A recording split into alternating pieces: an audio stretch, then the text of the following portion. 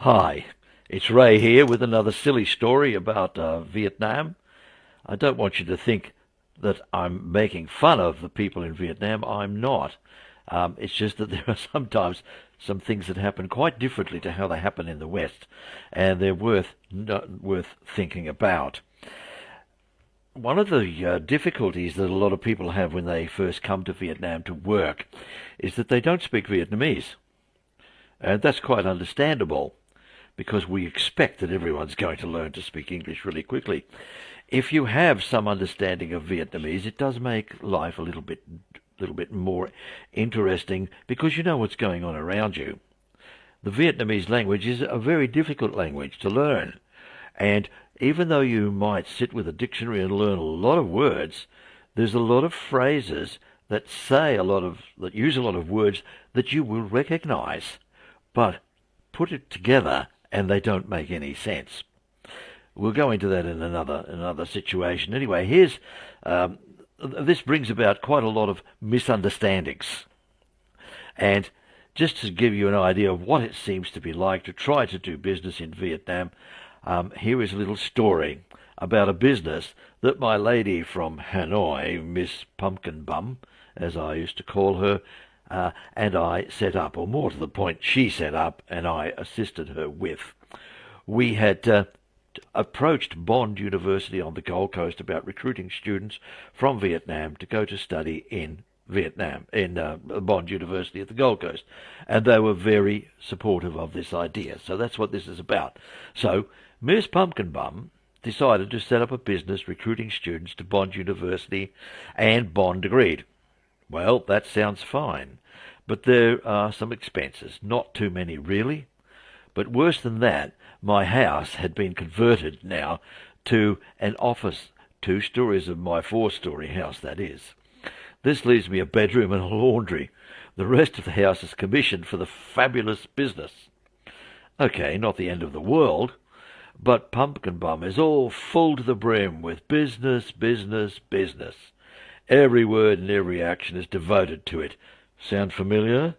I had a wife before Miss Pumpkin Bum came along who was all about business, business, business, business, and you know what happened to that. First thing comes out of her mouth when I come home is, "Can you tell the website builder about this Dover and how?" And then she turns to some person sitting at the half-finished desk and says something that sounds to me like global dibble Watson Watsui Kumba Wabadubba Plob. And then she says to me, "Show her where to do that."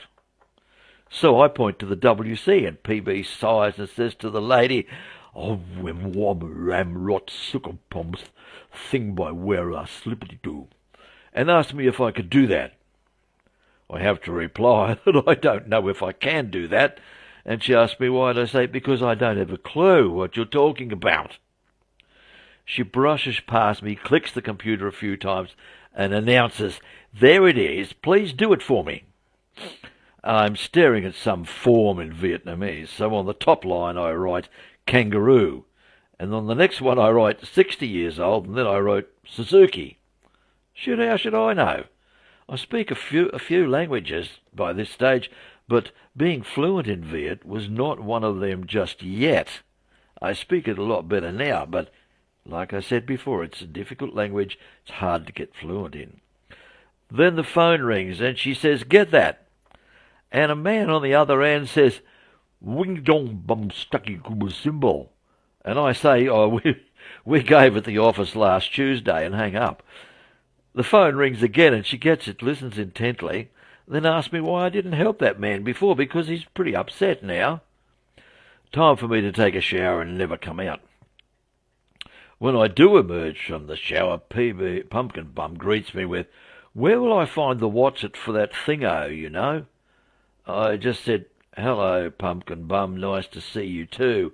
Are you standing there in your capacity as my lady, or as the Director General of Pumpkin Bum's super company?"